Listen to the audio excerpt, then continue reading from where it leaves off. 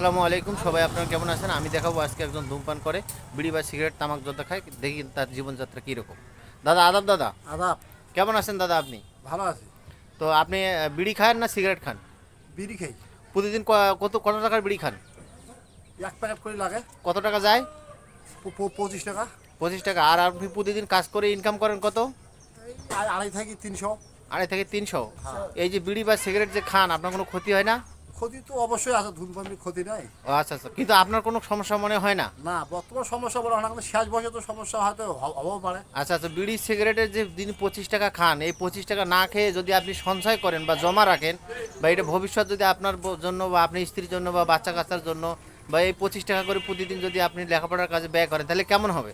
তো ভালো হইবে, কিন্তু এখন নিষিয়ে যে খায় ভাই, তা আমি আমি যদি আপনাকে এই নেশাটাকে দূর করে দেই, তাহলে কি আপনি করবেন, কাজটা করবেন আজকে থেকে? হ্যাঁ, অবশ্যই পাবো, কেন খাবো না? অবশ্যই আপনারা আপনার সঙ্গে থাকবেন। আর আজকে থেকে আমার মনে হয় দাদা আর বিড়ি বা সিগারেট খাবে না। আর বিড়ি, গুল, তামাক যাতে সিগারেট খেলে যে সকল উপসর্গ হয় আমাদের, সে সকল উপসর্গ প্যাকেটে যদিও থাকে, তারপরেও সাবধান নয়। আরও বিজ্ঞাপন প্রচারণা সরকার পক্ষ থেকে এবং ব্যক্তি উদ্যোগে এগুলো চালাতে হবে। ইনশাআল্লাহ সবাই ভালো থাকবেন, সচেতন থাকবেন।